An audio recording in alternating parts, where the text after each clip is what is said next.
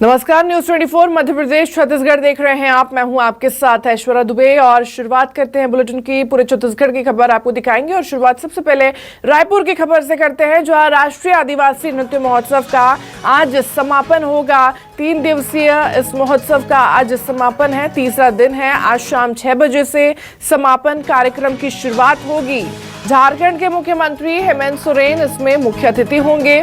मुख्यमंत्री भूपेश बघेल इस महोत्सव और इस कार्यक्रम की अध्यक्षता करेंगे। कार्यक्रम में सभी मंत्री और संसदीय सचिव भी मौजूद रहेंगे। तो 3 दिवसीय आदिवासी महोत्सव कार्यक्रम आज अंतिम दिन है, आज समापन होगा इसका, जिसमें झारखंड के मुख्यमंत्री हेमंत सोरेन जो है वो मुख्य अतिथि के तौर पर यहां पर पहुंचेंगे। पूरे कार्यक्रम की अध्यक्षता जो है वो मुख्यमंत्री भूपेश बघेल करेंगे। शाम 6 बजे इस कार्यक्रम के समापन की शुरुआत होगी।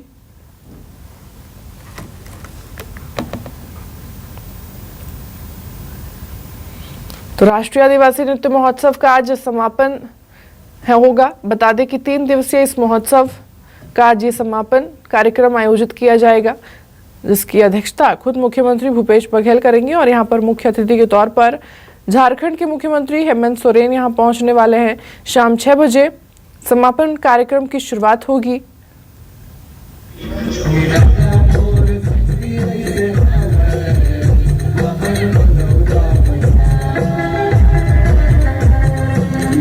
और ज्यादा जानकारी के साथ संवाददाता नेहा हमारे साथ जुड़ी हुई है। नेहा का रुख कर लेते हैं।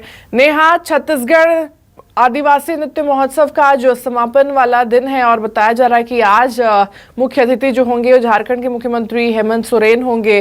किस तरह की तैयारी, क्या कुछ अपडेट सामने निकल कर आ रहा है?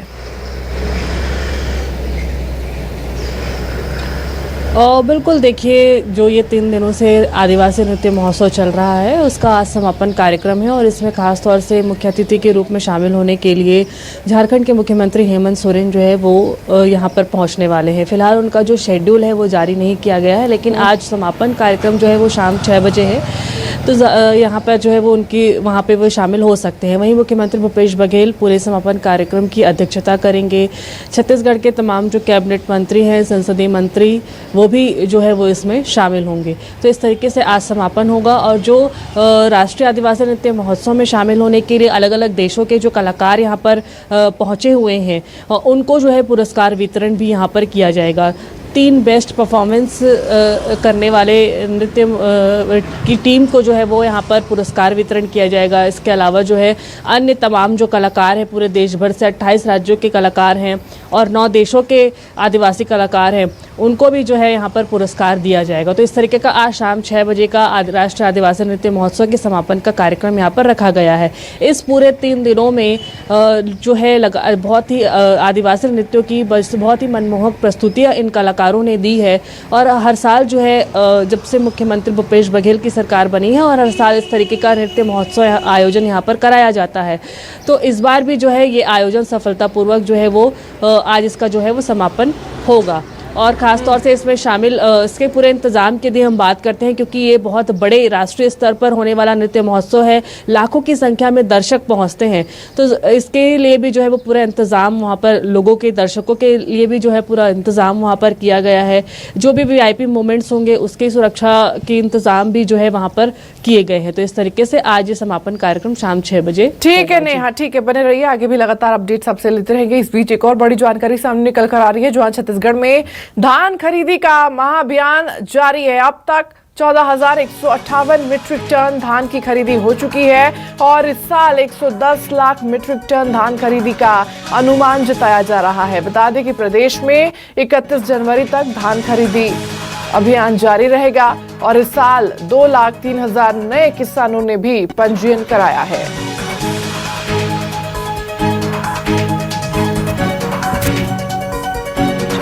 तो छत्तीसगढ़ में धान खरीदी का महाअभियान लगातार जारी है और ज्यादा जानकारी के साथ संवाददाता नेहा हमारे साथ बनी हुई है। एक बार फिर से नेहा का रुख कर लेते हैं। नेहा, छत्तीसगढ़ में धान खरीदी महाअभियान देखने को मिल रहा है और अनुमान जताया जा रहा है कि 1,10,000 तक मीट्रिक टन इस बार धान खरीदी की जा सकती है। क्या कुछ जानकारी? बिल्कुल देखिए 1 नवंबर से धान खरीदी की शुरुआत हुई है और आज तीसरा दिन है। 25 लाख मीट्रिक टन से भी धान खरीदी की से भी ज़्यादा जो है धान खरीदी यहाँ पर हो चुकी है। पूरे प्रदेश भर से जो है वो धान खरीदी शुरू हो चुकी है। 25 लाख किसानों का पंजीयन इस बार हुआ है। इस तरीके की जानकारी सामने आई है कि पिछले साल की अपेक्षा 2 लाख नए किसान हैं जिनका पंजीयन धान खरीदी के लिए हुआ है। वहीं सरकार ने किसानों की सुविधा के लिए जो है वो टोकन ऐप भी जारी किया है। इसमें भी जो है वो घर बैठे किसान जो है वो टोकन कटवा सकते हैं। तो इसको लेकर के भी जो है कल की जो जानकारी है बीते 24 घंटे में 5000 से भी अधिक किसानों ने इस ऐप के जरिए धान खरीदी के लिए टोकन जो है वो कटवाया है। और बाकी जो है वो धान खरीदी केंद्रों में भी इस तरीके की सुविधा है कि किसान वहां पहुंचकर भी टोकन कटवा सकते हैं। तो एक महाअभियान पूरे छत्तीसगढ़ प्रदेश में देखा जा रहा है। इस साल सरकार ने 110 लाख मीट्रिक टन धान खरीदी का लक्ष्य रखा है, जो कि पिछले साल की तुलना में 25 लाख मीट्रिक टन से ज़्यादा है। तो 31 जनवरी तक ये धान खरीदी चलेगा। और अब इस तरीके से जो है जिस तरीके से धान खरीदी अभी हो रही है, फिलहाल ये देखने वाली बात होगी कि सरकार अपने लक्ष्य को कितना पूरा कर पाती है। तो पिछले साल की अपेक्षा इस बार बढ़ चढ़ के भी किसानों ने हिस्सा लिया है और तमाम व्यवस्थाएं धान खरीदी केंद्रों में की गई है। किसी तरीके की कोई घोटाला या घपला ना हो, इसके लिए भी सरकार जो है वो पूरी तरह से ध्यान दे रही है। तो सरकार जो है अपने 110 लाख मीट्रिक टन धान लक्ष्य की ओर अभी बढ़ रही है। जी ठीक है नेहा, बने रहिए, आगे भी लगातार अपडेट्स आपसे लेते रहेंगे। अगली खबर सामने आ रही है। आपको बता दें कि बीजेपी सह प्रभारी पर सीएम बघेल का पलटवार देखने को मिला है। उन्होंने नितिन नवीन को माफी मांगनी चाहिए, इस तरह उन्होंने कहा है। उन्होंने कहा कि भारत से अलग नहीं है छत्तीसगढ़, हर प्रदेश का अपना गौरव है। सीएम बघेल की तरफ से कहा गया है। उन्होंने कहा कि कांग्रेस पार्टी को जोड़ने का काम करती है, भारतीय जनता पार्टी तोड़ने में विश्वास करती है।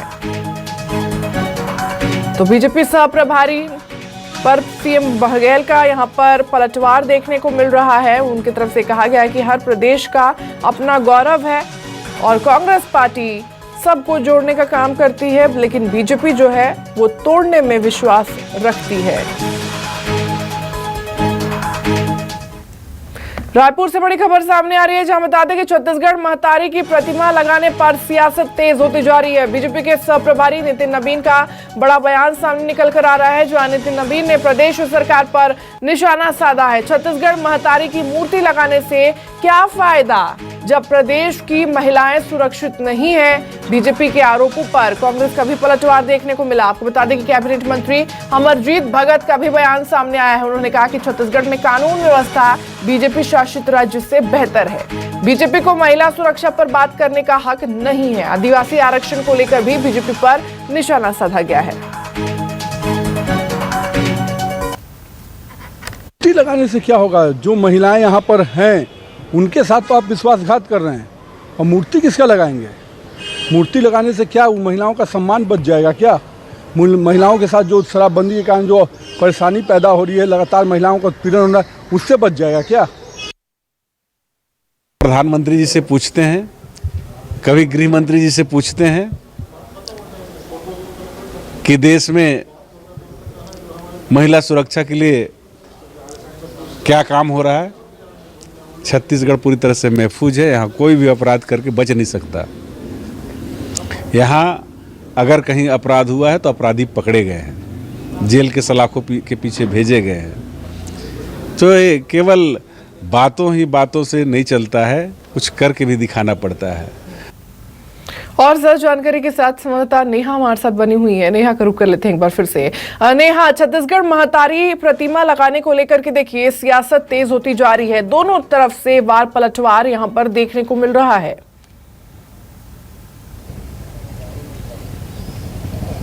और बिल्कुल देखिए इसको देखकर के यहाँ पे सियासत देखी जा रही है। राज्य स्थापना के अवसर पर मुख्यमंत्री भूपेश बघेल ने छत्तीसगढ़ महतारी की मूर्ति स्थापना जो है वो रायपुर के कलेक्टर परिसर में की थी और प्रदेश के सभी कलेक्टर परिसर में इसे लगाने की घोषणा की थी, जिसके बाद से बीजेपी सह प्रभारी नितिन नवीन ने इसको लेकर के जो है वो सरकार को घेरते नजर आई है और महिला सुरक्षा व्यवस्था पर भी सवाल उठाए हैं। और इस तरीके की बयानबाजी नितिन नवीन की तरफ से की गई है कि छत्तीसगढ़ महतारी की प्रतिमा लगाने से क्या फ़ायदा जब छत्तीसगढ़ प्रदेश की महिलाएं ही सुरक्षित ना हो। हालांकि इसी के तौर पर जो है वो कांग्रेस का भी पलटवार इसमें सामने आया है और कांग्रेस ने उस पूरे घटनाक्रम को याद दिलाया है भारतीय जनता पार्टी को। जो उत्तर प्रदेश में जो घटना घटी थी उस घटना को पूरी तरह से वो याद दिलाया है। महिला सुरक्षा को लेकर के उन्होंने इस तरीके की तंज भी बीजेपी पर कसे हैं कि महिला सुरक्षा को लेकर के सबसे पहले जो सवाल है वो प्रधानमंत्री नरेंद्र मोदी से पूछा जाए कि महिला सुरक्षा के लिए देश भर में क्या हो रहा है। फिलहाल इसको महिला सुरक्षा व्यवस्था को लेकर के छत्तीसगढ़ हो चाहे देश हो, दोनों ही पार्टी की तरफ से इस तरीके की बयानबाजी जो है वो की जा रही है और छत्तीसगढ़ में तारी की प्रतिमा लगने के बाद से यहाँ पर सियासत भी जारी है। जी ठीक है नेहा, बने रहिए, आगे भी लगातार अपडेट्स आपसे लेते रहेंगे।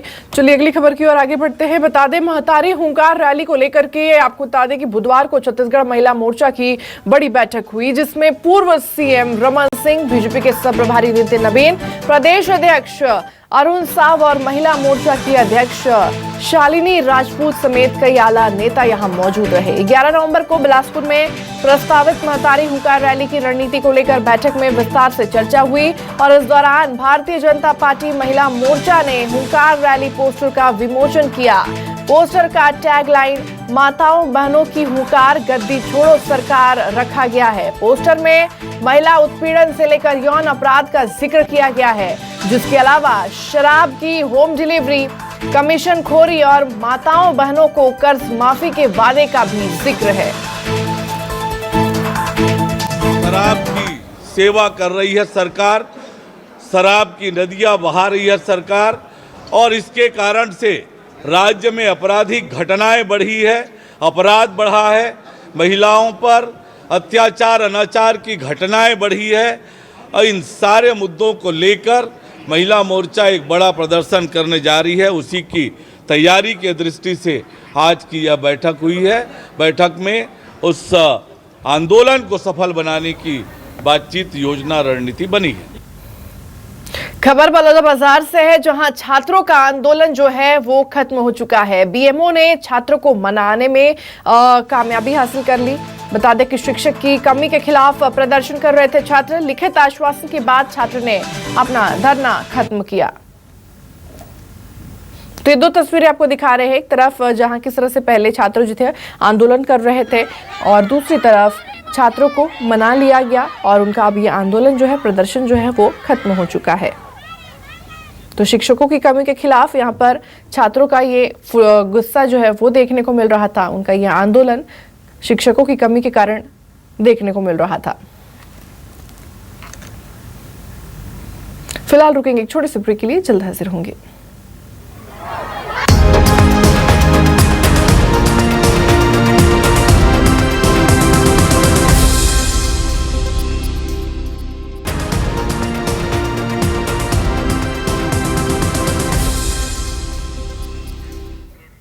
तो ब्रेक के बाद एक बार फिर आप सभी का स्वागत है। खबरों की ओर आगे बढ़ते हैं। बिलासपुर से बड़ी जानकारी सामने आ रही है जहां 45 साल के व्यक्ति के ऊपर दीवार गिर गई। घर की सफाई करते हुए उस व्यक्ति के ऊपर दीवार गिर गई और मौके पर ही व्यक्ति की मौत हो गई। घर की पुरानी दीवार बताई जा रही है।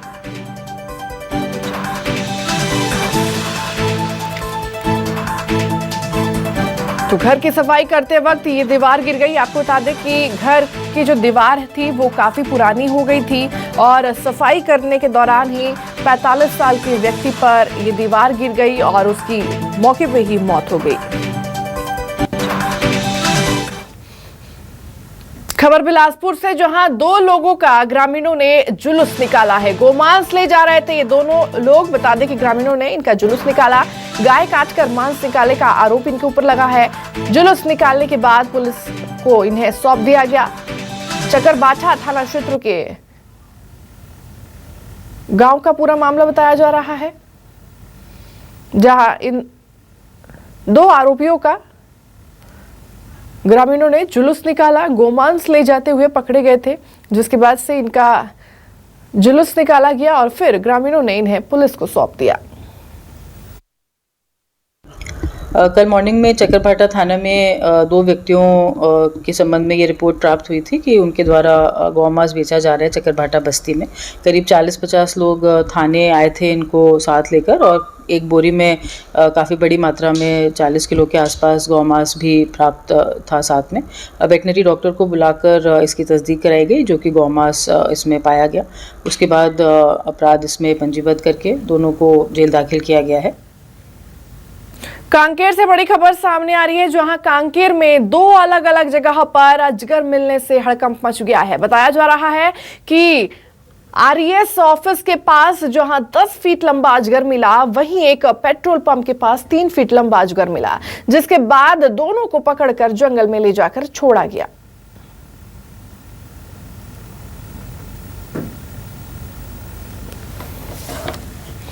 कोरबा से बड़ी खबर सामने आ रही है, जहां छत्तीसगढ़ में अब नहीं थम रहा हाथियों का आतंक। कोरबा से जानकारी सामने आ रही है, गौठान में 20 से ज्यादा हाथियों का दल घुस गया और हाथियों के दल में 3 शावक भी यहां शामिल हैं। हाथियों ने 15 दिनों से यहां डेरा डाल रखा है। हाथियों के आने से बता दें कि ग्रामीणों में दहशत का माहौल देखने को मिल रहा है। वन विभाग को इसकी सूचना दी गई।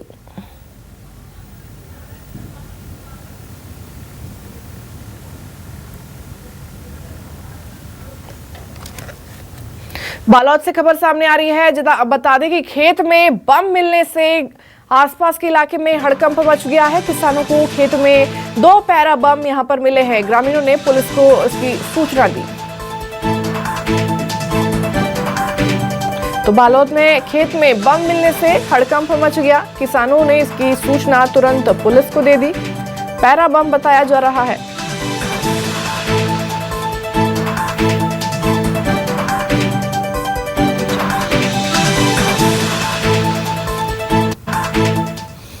खबर कोरबा से सामने निकलकर आ रही है, जहां अवैध रेत खनन का खेल लगातार जारी है। अवैध रेत परिवहन करते हुए 6 ट्रैक्टर जब्त किए गए हैं। खनिज विभाग की फ्लाइंग स्क्वाड ने ट्रैक्टर पकड़ा है। सीतामढ़ी के पास ये कार्रवाई हुई।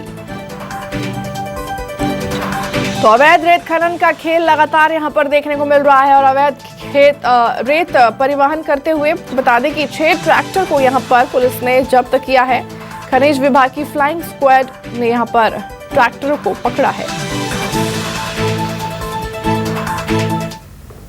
बलौदाबाजार में आपको बता दें कि शिक्षकों की कमी को लेकर सड़क पर छात्र जो है वो उतर चुके हैं और शासकीय हाई स्कूल के छात्रों का प्रदर्शन भी देखने को मिल रहा है। शिक्षक की मांग को लेकर स्कूल में तालाबंदी कर दी गई है। सिमगा विकासखंड के मोहरा गांव का पूरा मामला बताया जा रहा है, जहां शिक्षकों की कमी के कारण छात्रों का ये प्रदर्शन या आंदोलन देखने को मिल रहा है।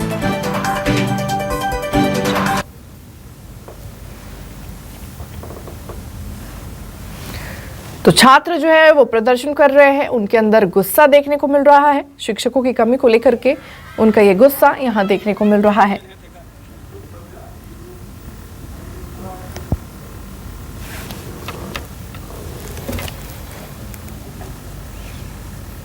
खबर कांकेर से है, जहां दबंगों ने 2 महिलाओं का मकान तोड़ दिया। जेसीबी से दोनों महिलाओं का मकान यहां पर तोड़ दिया गया। मकानों को तहस-नहस कर दिया गया। विरोध करने पर बदमाशों ने मारपीट की। पुलिस ने 4 के खिलाफ केस भी दर्ज किया है।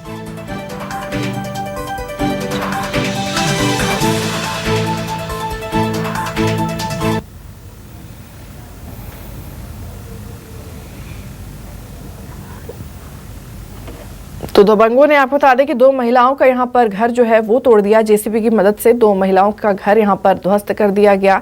हालांकि मामला क्या था, विवाद क्या था, ये पता नहीं चल पा रहा है, लेकिन बताया जा रहा है दबंगों ने 2 महिलाओं का घर जो है वो तोड़ दिया। खबर कोरबा से, जहां नकटी खार गांव में मधुमक्खियों का आतंक देखने को मिल रहा है। मधुमक्खियों के हमले में बता दें 15 लोग घायल हो चुके हैं। लोग आग जलाकर भाग रहे हैं। माफ कीजिएगा, लोग जो है आग जलाकर भगा रहे हैं मधुमक्खियों को। ये बड़ी जानकारी आपको दे रहे हैं। कोरबा से सामने निकल कर आ रही है, जहां नकटी खार गांव का ये पूरा मामला बताया जा रहा है। मधुमक्खियों के हमले यहां पर लगातार जारी है और इस हमले में 15 लोग घायल हो चुके हैं। भंवर मैया चाबी हो दुकान तहा गे रही सबे का कहते होती बीड़ी उड़ी मांग पी हूँ काके तहाँ ले आई, तहाँ ले का कहते 'कुर बैठे तहाँ तो आके मैं झूम गई खूब हाँ सेफ्टी के लिए वो मधुमक्खी ना आज सुबह से परेशान कर रहा है। हाँ। इसलिए थोड़ा मुंडी को सेफ्टी में रखना चाहिए, इसलिए सुरक्षा के लिए नहीं। हाँ। ये वाली मधुमक्खी है वो पूरे गांव में दहशत फैला के रखी है। कोई भी घर से निकल नहीं पा रहा है, चादर लेके गमछा लेके निकल रहे हैं। एक गिद्ध है वो उसके छत्ते पे आक्रमण कर रहा है, तो वो गिद्ध इसी तरफ आ रहा है बस्ती तरफ, तो पूरा मधुमक्खी जो है ना इधर ही आ जा रहा है। वहीं राजनांदगांव में बीजेपी के पार्षदों ने नगर निगम का घेराव किया। आपको बता दें कि बीजेपी के कार्यकर्ताओं ने बूढ़ा सागर और रानी सागर तालाब के किए जा रहे सौंदर्यीकरण में आपको बता दें कि नगर निगम पर भ्रष्टाचार का आरोप लगाया।